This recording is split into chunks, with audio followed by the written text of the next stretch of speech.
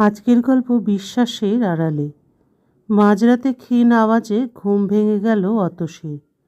যদিও এত ক্ষীণ আওয়াজে কারো ঘুম ভাঙা সম্ভব নয়, আর অতসীর পক্ষে তো আরোই সম্ভব নয়, কারণ ছোটবেলা তাকে কুম্ভকর্ণ বলে ডাকা হতো।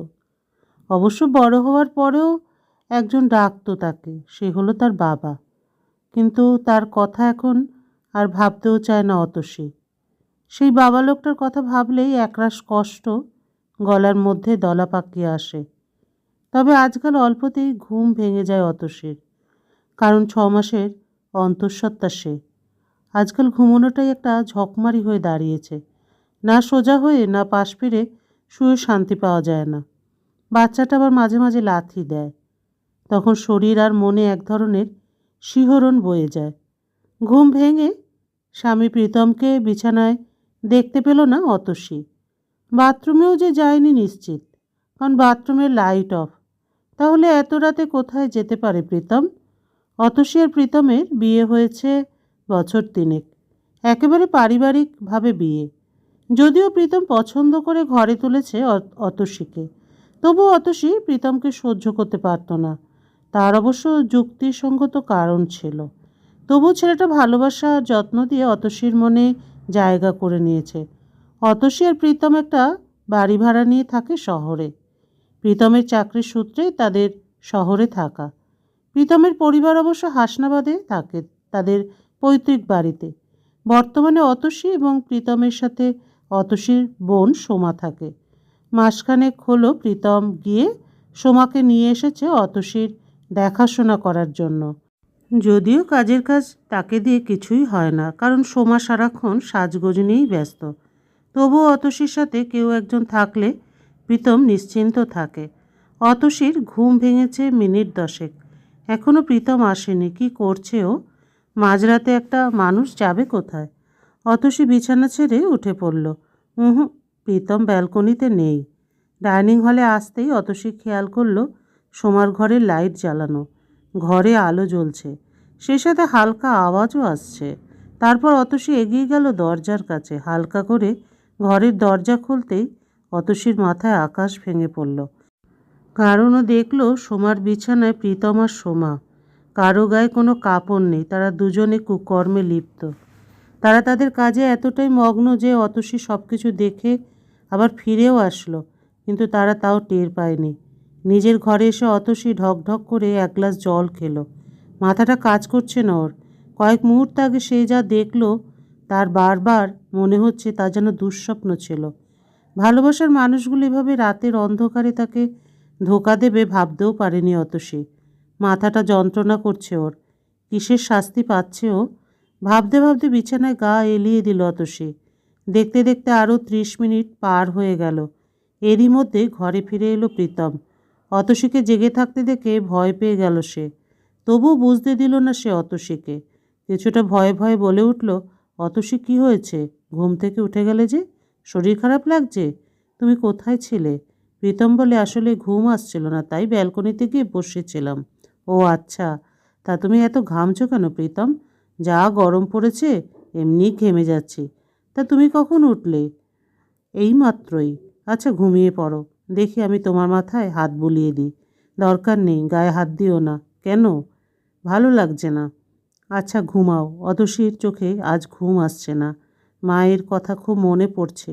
মা বেঁচে থাকলে হয়তো ওর জীবনটা আজ অন্যরকম হতো। মা বহু বছর আগে তার জীবন থেকে চলে গেছে, সাথে নিয়ে গেছে ওর হাসি, আনন্দ, ভালো থাকা। অতসীর তখন আর কত বয়স হবে? বছর 6। কানাঘুষা শুনতে পেত তার বাবা নাকি চরিত্রহীন ছিল। নষ্টা মেয়ে মানুষের পেছনে নাকি টাকা ওড়ায়। নষ্টা মেয়ে মানুষ ঠিক কী জিনিস অতসী জানত না। মাঝে মাঝে মাকে দেখত লুকিয়ে কাঁদতে।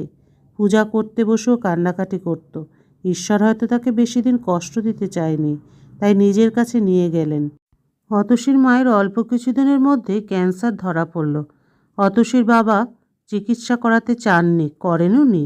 শেষের দিকে অতসীর দাদু তাকে আর তার মাকে নিজের কাছে এনে চিকিৎসা করান। অতসীর দাদু মায়ের অনেক চিকিৎসা করেও নিজের মেয়েকে বাঁচাতে পারেননি। মেডিকেল সায়েন্সে একটা কথা আছে, যে রোগী নিজে বাঁচতে চায় না, পৃথিবীর কোনো ঔষধ তাকে বাঁচাতে পারে না। হ্যাঁ, কথাটা হয়তো ঠিক। তাই তো অতসীর মাও বাঁচেনি, চলে গেলেন পৃথিবীর মায়া ত্যাগ করে, যেখানে কোনো বিশ্বাসঘাতকতা নেই। মা মারা যাবার পর অতসীর দায়িত্ব দাদু নিতে চাইলেও ওর মামা মামিরা তা হতে দেয়নি। ফলে ওকে অগত্যা বাবার কাছেই ফিরে আসতে হয়। 1 মাসের মাথায় অতসীর বাবা বিয়ে করে আনলেন অতসীর সৎমাকে। সতীনের সন্তানকে যতখানি সহ্য করা যায়, ভদ্রমহিলা ঠিক ততখানি সহ্য করতেন অতসীকে। বছর ঘুরতে না ঘুরতে অতসীর সৎমায়ের গর্ভে আসে সোমা। সেই থেকে অতসী নিজের হাতে মানুষ করেছে সোমাকে। অতসীর মা মারা যাবার পর থেকে আজ পর্যন্ত কথা বলেনি ওর বাবার সাথে, কারণ অতসী মনে মনে ওর বাবাকেই ওর মায়ের খুনি ভাবে। ভদ্রলোকেরও সম্ভবত কিছুটা পাপবোধ কাজ করতো, তাই সে অতসীর পড়ালেখার কোনো ত্রুটি রাখেনি। লোকে বলে অতসী দেখতে নাকি হুবহু তার মায়ের মতো। আজ অতসীর মনে হচ্ছে তার কপালটাও ওর মায়ের মতো। কিন্তু না, মায়ের মতো পরিণতি নিজের হতে দেবে না। সে চায় না ওর সন্তান বড় হয়ে আরও একটা অতসী তৈরি হোক। তাই সে বাঁচবে, নিজের সন্তানকে নিয়ে নতুন পৃথিবী সাজাবে, যেখানে বিশ্বাসঘাতকের অস্তিত্ব থাকবে না।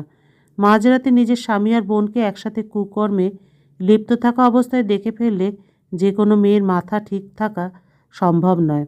কিন্তু অতসী মাথা ঠান্ডা করে আছে। সে খুব ভালো করেই জানে এভাবে অশান্তি করে লাভ হবে না, বরং ওরা অতসীকে ভুল প্রমাণিত করার চেষ্টা করবে। তার চেয়ে যা করতে হবে ভেবেচিন্তে করতে হবে। সকালবেলায় অতসীর ঘুম ভাঙল 9টায়। প্রীতম নিজের হাতে ব্রেকফাস্ট তৈরি করে খাওয়াতে এসেছে অতসীকে। বিয়ের পর থেকেই অবশ্য সকালের খাবার প্রীতম বানায়। প্রীতমের এক কথা, তার বউ তার সামনে কাজ করবে না, আরাম করবে।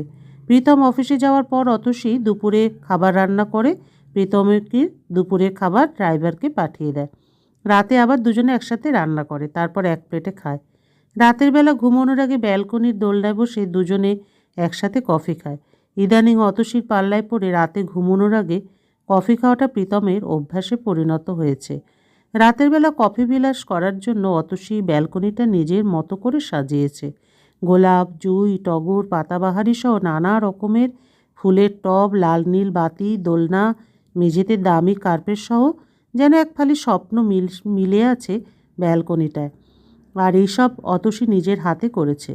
প্রীতমের কোনো কলিগ কিংবা বন্ধু যতবার এই বাড়িতে এসেছে অতসীর রুচির প্রশংসা করতে বাধ্য হয়েছে। যেমন রূপ তেমন রান্নার হাত, তেমনই কাজের হাত অতসীর। যে কোনো ছেলে এমন মেয়েকে বউ হিসেবে পেলে ধন্য হয়ে যাবে। এই জন্য অতসীকে নিয়ে খুব হিংসা করে প্রীতমের অফিস কলিগেরা।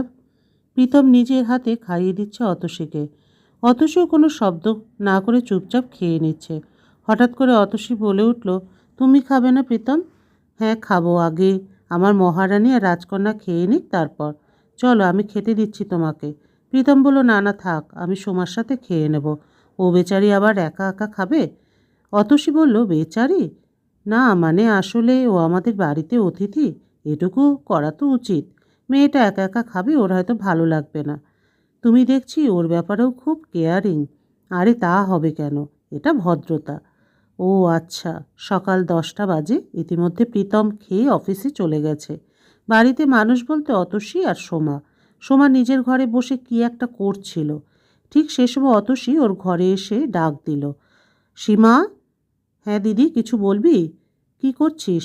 এই তো একটু ফেসিয়াল করব, তার জোগাড় করছিলাম। তুই কি একটা জিনিস খেয়াল করেছিস? কি দিদি? অতসী বলল, তোর স্কিনের গ্লোটা কেমন নষ্ট হয়ে গেছে। কি বলিস দিদি? সত্যি? অতসী, হ্যাঁ, কেমন রাফ হয়ে গেছে স্কিনটা। কি করা যায় বলতো দিদি? শোন, এসব হোমমেড জিনিস দিয়ে কিছু হবে না বুঝলি। তুই বরং পার্লারে গিয়ে পুরো ফেসিয়াল করে আয়, আর সেটা আরও ভালো হবে। কিন্তু অনেক টাকা লাগবে তো, কোথায় পাবো অত টাকা? অতসী বলল, আমি দিচ্ছি, তুই এক্ষুনি যা। আর শোন, তাড়াহুড়োর কিছু নেই, ভালো করে করবি বুঝলি। সোমা তখন বলল, থ্যাংক ইউ আমার সোনা দিদি। ব্যাস, অবশেষে সোমাকে বাইরে পাঠানো গেছে। ফাঁকা বাড়িতে প্রীতম আর সোমার জন্য কী ফাঁদ পাতা হয়েছে তাদের কল্পনার বাইরে। অতসী দ্রুত কাউকে একটা ফোন করে সিসি ক্যামেরা আনলো এবং সেটা খুব সাবধানে সোমার ঘরে লাগিয়ে দিল। সেই সাথে অতসীর সৎ মা এবং শ্বশুরবাড়ির সবাইকে আসতে বলল, আর সব কিছু প্রীতম আর সোমার কাছে সারপ্রাইজ হিসেবে রাখতে বলল। আগামীকালকে সবার সামনে প্রমাণ সহ সব সত্য ফাঁস করবে অতসী। সেই সাথে আরও দুজনকে ডেকে পাঠিয়েছে অতসী। আগামীকালকে নিজের চূড়ান্ত সিদ্ধান্ত সবাইকে জানিয়ে দেবে সে। রাত বাড়ছে, বাইরে বৃষ্টি হচ্ছে। গভীর রাতে প্রকৃতি এক রহস্যময় রূপ ধারণ করেছে। বৃষ্টি যেন কান্না হয়ে ঝরছে। প্রকৃতির সাথে পাল্লা দিয়ে বৃষ্টি পড়ছে অতসীর দু চোখ দিয়ে। 3 বছরের অধিক সময় বিবাহিত জীবন তাদের। কত স্মৃতি জড়িয়ে আছে তাতে। আজ এক লহমায় সব যেন মলিন হয়ে গিয়েছে। অতসী কাঁদতে চায় না কোনো বিশ্বাসঘাতকের জন্য। তবুও পাগল মন কি আর কথা শোনে?